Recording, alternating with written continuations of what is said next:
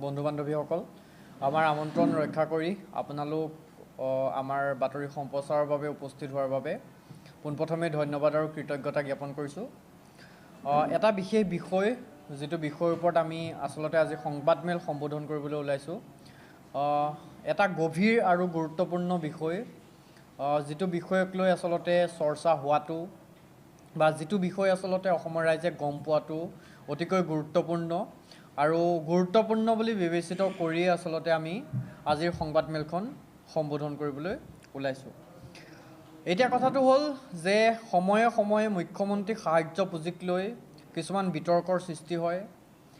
সময়ে সময়ে একাংশ সাধাৰণ মানুহে অভিযোগ কৰে যে মুখ্যমন্ত্ৰী ডাঙৰীয়াক ভালৰি লগাবলৈ বা মুখ্যমন্ত্ৰী ডাঙৰীয়াৰ সৈতে এটা সুসম্পৰ্ক স্থাপন কৰিবলৈ কিছুমান এনেকুৱা মানুহ, যিসকল মানুহে আচলতে বিভিন্ন ধৰণৰ তেওঁলোকৰ অবৈধ ধনৰ লেনদেন লুকুৱাবলৈ বা নিজৰ কুকৰ্ম ঢাকিবলৈ আচলতে মুখ্যমন্ত্ৰীক সাহায্য পুঁজিলৈ অনুদান প্ৰদান কৰি মুখ্যমন্ত্ৰীৰ কাষত এখন ফটো উঠে। আৰু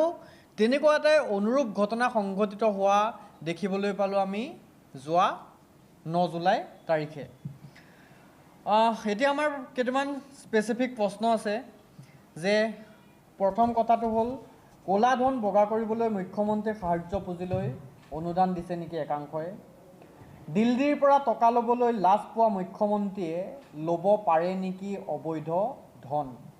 মুখ্যমন্ত্ৰীক সাহায্য পুঁজিৰ নতুন বিতৰ্ক, সৰব ৰাইজৰ দলৰ ভাতৃ সংগঠন জাতীয় যুৱ বাহিনী। এতিয়া কথাটো হ'ল যোৱা 9 আগষ্ট তাৰিখে লখিমপুৰ জিলাৰ নাৰায়ণপুৰৰ তাঁতীবাহাৰ স্থিত বৰা ফেমিলি ফাউণ্ডেশ্যনৰ প্ৰতিষ্ঠাপক অধ্যক্ষ অভিজ্ঞান বৰা তথা তেওঁৰ পৰিয়ালে 85 লাখ টকাৰ এখন চেক প্ৰদান কৰিছিল মুখ্যমন্ত্ৰী ডাঙৰীয়াৰ হাতত। এইখন চেক, এইটো CMO অফিচৰ অফিচিয়েল CMO আছামৰ অফিচিয়েল পেজ, যিটো পেজত আচলতে এইটো পোষ্ট কৰিছিল খুদ CMO অফিচিয়েল পেজৰ পৰা যে বৰা ফেমিলি ফাউণ্ডেশ্যনৰ প্ৰতিষ্ঠাপক তথা অধ্যক্ষ শ্ৰী অভিজ্ঞান বৰাই ফাউণ্ডেশ্যনৰ হৈ মুখ্যমন্ত্ৰীৰ সাহায্য পুঁজিলৈ 85 লাখ টকাৰ অনুদান আগবঢ়ায়। দুৰ্যোগৰ এই কঠিন সময়ত বানপীড়িত ৰাইজৰ কাষত থিয় দি আগবঢ়োৱা এই মহানুভৱতাপূৰ্ণ সহযোগিতাৰ বাবে মাননীয় মুখ্যমন্ত্ৰী হিমন্ত বিশ্ব শৰ্মাই আন্তৰিক কৃতজ্ঞতা জ্ঞাপন কৰিছে। এইটো আমি দিয়া পোষ্ট নহয়, এইটো কোনো সাধাৰণ মানুহে দিয়া পোষ্ট নহয়, এইটো CMO আছামৰ অফিচিয়েল পেজৰ পৰা দিয়া পোষ্ট। এই পোষ্টটো মই এইকাৰণেই প্ৰথমতে দেখুৱাই লৈছোঁ, এই পোষ্টটোৰ পিছতে আচলতে আমি সম্বোধন কৰিবলৈ লোৱা কথাখিনিৰ সম্পূৰ্ণ প্ৰসংগ সংগতি আছে। এতিয়া কথাটো হ'ল যে কি এই অভিজ্ঞান বৰা আৰু এই বৰা ফেমিলি ফাউণ্ডেশ্যন, অভিজ্ঞান বৰানো কোন হয় আৰু বৰা ফেমিলি ফাউণ্ডেশ্যননো কোন হয়। আমি যে প্ৰথমতে এটা কথা কৈছিলোঁ যে সাধাৰণ মানুহে অভিযোগ কৰে যে একাংশ মানুহে তেওঁলোকৰ অবৈধ ক'লা ধন, তেওঁলোকৰ অবৈধ ধন বৈধ কৰিবলৈ, তেওঁলোকৰ কিছুমান কুকৰ্ম ঢাকিবলৈ আচলতে মুখ্যমন্ত্ৰী ডাঙৰীয়াৰ সৈতে সুসম্পৰ্ক ৰক্ষা কৰিবলৈহে সাহায্য পুঁজিলৈ পইচা দিছে। মই সকলো মানুহক কোৱা নাই, ডেফিনেটলি জেনুইনভাৱে এনেকুৱা বহুত মানুহ আছে যি মানুহক সহায় কৰাৰ স্বাৰ্থত মুখ্যমন্ত্ৰীৰ সাহায্য পুঁজিলেই হওক বা বিভিন্ন ধৰণৰ মানুহৰ জৰিয়তে ৰাইজক সহায় কৰিছে, যিসকল মানুহৰ কোনো স্বাৰ্থ নাই। কিন্তু এতিয়া যিসকল এই স্বাৰ্থ থকা মানুহ, এই স্বাৰ্থ থকা মানুহবিলাকক আচলতে মুখ্যমন্ত্ৰী ডাঙৰীয়াই অথবা CMO অফিচে আইডেণ্টিফাই কৰাৰ কাৰণে কি ব্যৱস্থা গ্ৰহণ কৰিছে, যদি কৰিছে তেতিয়াহ'লে এই অভিজ্ঞান বৰা আৰু এই বৰা ফেমিলি ফাউণ্ডেশ্যন এনেকুৱা এজন আচলতে তেওঁ প্ৰতাৰক, যিজন প্ৰতাৰকৰ হয়তো আপোনালোকে যদি হিচাপ নিকাচ উলিয়ায় তেতিয়াহ'লে এটা সময়ত ট্ৰেডিং কেলেংকাৰীত অভিযুক্ত বিশাল ফুকন, চুমি বৰাৰ দৰে মানুহো হয়তো তল পৰি যাব। এতিয়া কথাটো হ'ল এই অভিজ্ঞান বৰাই কি কৰিছিলে, যাৰ কাৰণে আজি আমি এই কথাখিনি ক'বলগীয়া হ'ল। অভিজ্ঞান বৰানো এনেকুৱা এজন কি বিশ্ববিখ্যাত মানুহ, যাৰ কাৰণে আজি আমি সংবাদমেল পাতি অভিজ্ঞান বৰাৰ এই বস্তুসমূহ দেখুৱাবলগীয়া হ'ল। প্ৰথমতে মই এখন চাৰ্টিফিকেট দেখুৱাবলৈ বিচাৰিছোঁ। এইখন ফৰ্বছ, তেওঁ এখন certificate, Forbes India 30 class of 2023 recognise certificate. এইখন অভিজ্ঞান বৰাৰ চাৰ্টিফিকেট। অভিজ্ঞান বৰাই মেনশ্যন কৰিছিল অভিজ্ঞান বৰাই দেখুৱাইছিল যে তেওঁ Forbes India 30 under 30 class of 2023 recognise চাৰ্টিফিকেটত তেওঁৰ নামটো আহিছে কিন্তু আপুনি যদি ৱেবছাইটটো পৰীক্ষা কৰে ফৰ্বছৰ তেতিয়াহ'লে দেখিব যে এই চাৰ্টিফিকেটখন এখন সম্পূৰ্ণ ভুৱা অৰ্থাৎ এই চাৰ্টিফিকেটখন এখন ভুৱাকৈ নিৰ্মাণ কৰিছিলে অভিজ্ঞান বৰাই এই চাৰ্টিফিকেটখন অভিজ্ঞান বৰাই কিয় ভুৱাকৈ নিৰ্মাণ কৰিবলগীয়া হৈছিলে কাৰণ অভিজ্ঞান বৰা এজন মহাপ্ৰতাৰক অভিজ্ঞান বৰাই নহয় অভিজ্ঞান বৰা এণ্ড বৰা ফাউণ্ডেশ্যন এজন প্ৰতাৰক নহয় মহাপ্ৰবঞ্চক বিভিন্ন মানুহক ভুৱা ইনভইচ আৰু ভুৱা আই কাৰ্ড দেখুৱাই বিগত 2টা বছৰে লুণ্ঠন কৰি আহিছে এই অভিজ্ঞান বৰা নামৰ মানুহজনে 2024 চনৰ জানুৱাৰী মাহত এখন ভুৱা ইনভইচৰ জৰিয়তে 5খনকৈ জেচিবি এটা দিনত 5খনকৈ জেচিবি ক্ৰয় কৰা বুলি লুণ্ঠনৰ জাল পতা আৰম্ভ কৰিছিল এইজন অভিজ্ঞান বৰাই এখন জেচিবিৰ ইনভইচ যিখন ইনভইচ আচলতে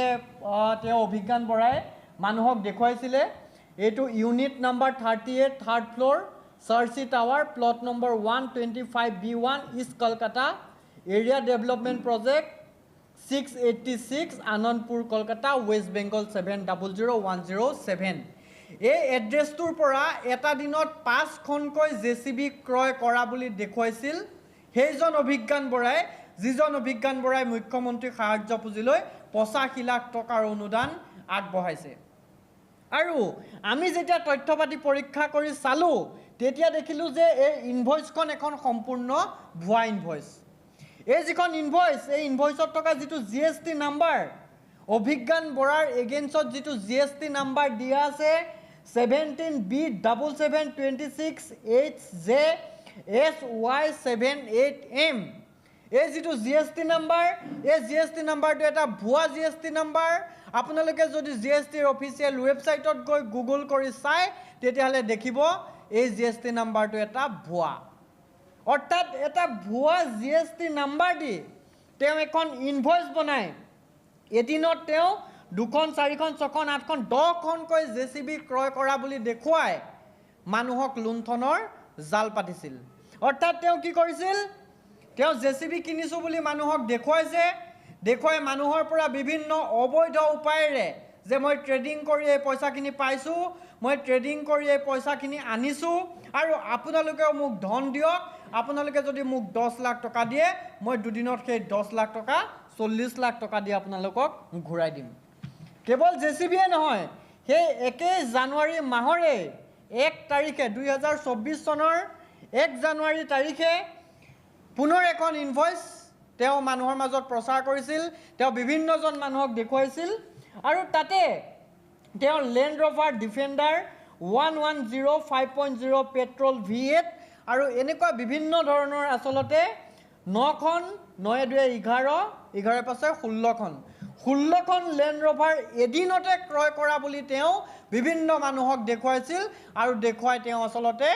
মানুহৰ পৰা টকা লুণ্ঠন কৰিছিল আৰু তেওঁ এই যে টকাসমূহ পাইছোঁ বুলি দেখুৱাইছে এই টকাসমূহ সম্পূৰ্ণ তেওঁ ট্ৰেডিং কৰি পোৱা বুলি আচলতে দেখুৱাইছিলে এতিয়া কথাটো হ'ল যে এই অভিজ্ঞান বৰা এণ্ড ফাউণ্ডেশ্যনে তেওঁলোকে এদিনতে যে এই লেণ্ড ৰভাৰ ক্ৰয় কৰিছে এদিনতে যে এই আচলতে জেচিবিসমূহ ক্ৰয় কৰিছে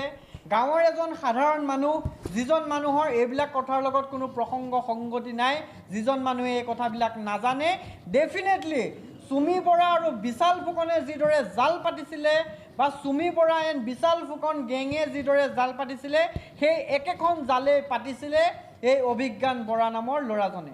ল'ৰাজনৰ বয়স 21 বছৰ 21 বছৰীয়া এজন ল'ৰাই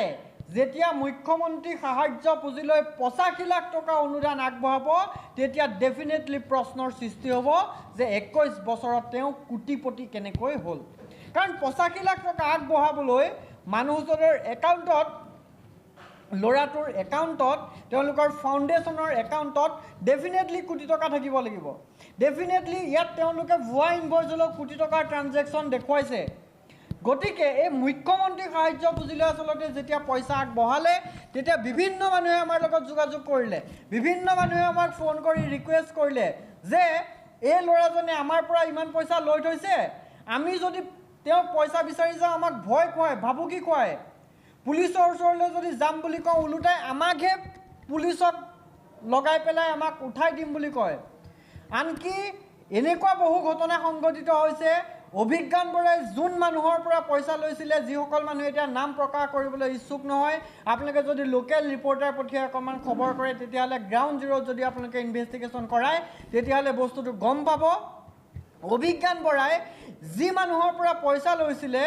সেই পইচা লোৱা মানুহে যদি অভিজ্ঞান বৰাক পইচা বিচাৰি যায় তেতিয়া ওলোটাই সেই মানুহজনৰ এগেইনষ্টতহে আকৌ অভিজ্ঞান বৰাই কেছ কৰে। সেই মানুহজনৰ এগেইনষ্টতহে অভিজ্ঞান বৰাই আকৌ থানাত গৈ পুলিচ কেছ কৰে, FIR ৰেজিষ্টাৰ কৰে। আল্টিমেটলি ভয় খুৱায়, প্ৰাকে প্ৰকাৰে ভয় খুৱায় যে মই পাৱাৰফুল মানুহ, আনকি তেওঁ ঘৰত ছিকিউৰিটি ৰাখি থয় যে মই এজন পাৱাৰফুল মানুহ, তহঁতি যদি মোৰ এগেইনষ্টত কেছ দিবলৈ যাওঁ তেতিয়াহ'লে তহঁতৰহে অৱস্থা বেয়া হ'ব। গতিকে সেই সাধাৰণ মানুহখিনি ইমান দিন মনে মনে বহি আছিলে। আৰু ইণ্টাৰেষ্টিং কথা, অভিজ্ঞান বৰাৰ দেউতাক পেছাত এজন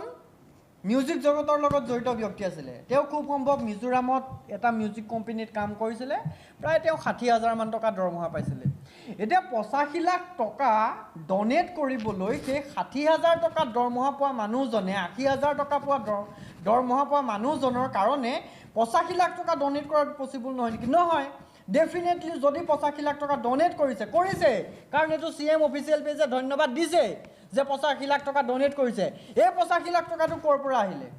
এই পইচাটো লিগেল নে ইলিগেল? অভিজ্ঞান বৰা এনেকুৱা কি ব্যৱসায়ৰ লগত জড়িত হ'ল, অভিজ্ঞান বৰা এনেকুৱা কি ট্ৰেডিং কৰিলে যে তেওঁ 2 বছৰৰ ভিতৰত, যিজন ল'ৰাৰ হাতত 2 বছৰৰ আগলৈকে 2,000 টকা নাছিলে,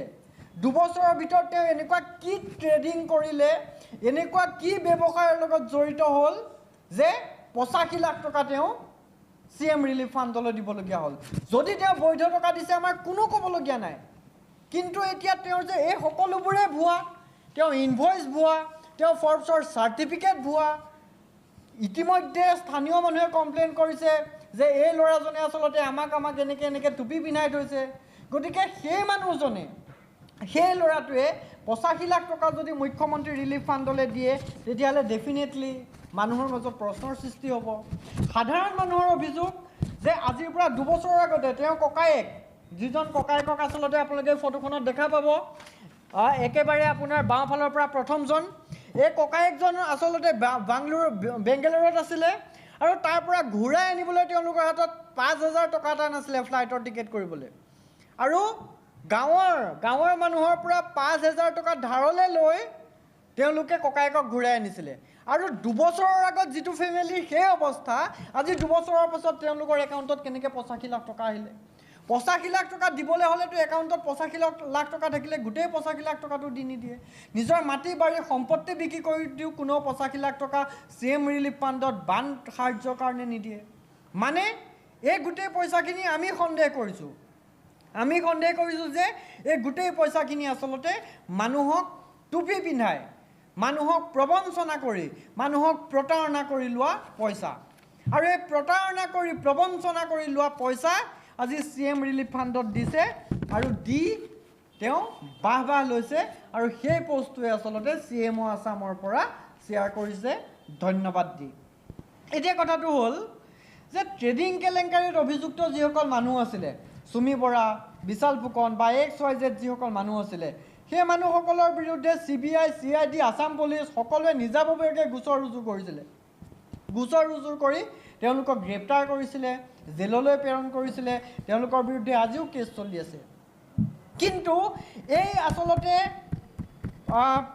বিশাল ফুকন, এই আচলতে অভিজ্ঞান বৰাৰ নিচিনা আৰু হয়তো বহুত মানুহ আছে যি আইনৰ আওতাৰ পৰা বাচি গ'ল। তেওঁলোক কেনেকৈ বাচি যাবলৈ পালে? এই অভিজ্ঞান বৰা যি সময়ত বিশাল ফুকন, চুমি বৰা ট্ৰেডিং কেলেংকাৰীত ফচিলে, এই বিশাল ফুকন কিয় নফচিলে? এই বিশাল ফুকন কেনেকৈ বাচি যাবলৈ পালে? হয়তো তেওঁ কিছুমান মানুহৰ লগত, একাংশ প্ৰতিপত্তিশীল মানুহৰ লগত তেওঁ সুসম্পৰ্ক স্থাপন কৰি আছিলে আমি যিমান দূৰলৈকে গম পাইছোঁ লোকেল পুলিচ অফিচাৰ লোকেল থানাৰ কিছুমান মানুহ কিছুমান নেতা বিয়াগুম তেওঁলোকৰ লগত এটা সুসম্পৰ্ক স্থাপন কৰি ইমান দিনে আচলতে অভিজ্ঞান বৰাই নিজকে বচাই ৰাখিছিলে এতিয়া কথাটো হ'ল যে আমাৰ প্ৰশ্নটো হ'ল যে CMO অফিচৰ পৰা এজন মানুহক এপইণ্টমেণ্ট দিয়াৰ আগত বা CMO অফিচৰ পৰা এজন মানুহৰ পৰা 85 লাখ টকা অনুদান লোৱাৰ আগত তেওঁক ভেৰিফাই কৰা হয়নে নহয় তেওঁ ব্ৰেকগ্ৰাউণ্ড চেক কৰা হয়নে নহয় যেতিয়া মুখ্যমন্ত্ৰী হিমন্ত বিশ্ব শৰ্মা ডাঙৰীয়াক লগ কৰিবলৈ এজন মানুহক এপইণ্টমেণ্ট দিয়ে CMO অফিচে তেতিয়া সেই মানুহজনৰ ব্ৰেকগ্ৰাউণ্ড চেক কৰে নে নকৰে আৰু যদি কৰে তেতিয়াহ'লে এনেকুৱা এজন প্ৰতাৰকে কিদৰে মুখ্যমন্ত্ৰীৰ হাতত 85 লাখ টকাৰ এখন চেক তুলি দিবলৈ বাধ্য হ'ল কিদৰে আচলতে 85 লাখ টকাৰ এখন চেক তুলি দিব পাৰিলে এই বস্তুটো আচলতে এতিয়া ৰহস্যৰ সৃষ্টি কৰিছে আৰু ইণ্টাৰেষ্টিং কথাটো হ'ল আমি অভিযোগ কৰি আছিলোঁ বিভিন্ন মানুহে অভিযোগ কৰি আছিলে যে মই আগতে ক'লোৱে যে মুখ্যমন্ত্ৰীৰ লগত এটা সুসম্পৰ্ক স্থাপন কৰিব লাগে মুখ্যমন্ত্ৰীৰ লগত সুসম্পৰ্ক স্থাপন কৰিবলৈ তেওঁলোকে আচলতে এতিয়া এই যিজন অভিজ্ঞান বৰা বোলা মানুহজন আমি শুনামতে তেওঁ বহুত লাখ লাখ টকা ফচি আছে ট্ৰেডিঙৰ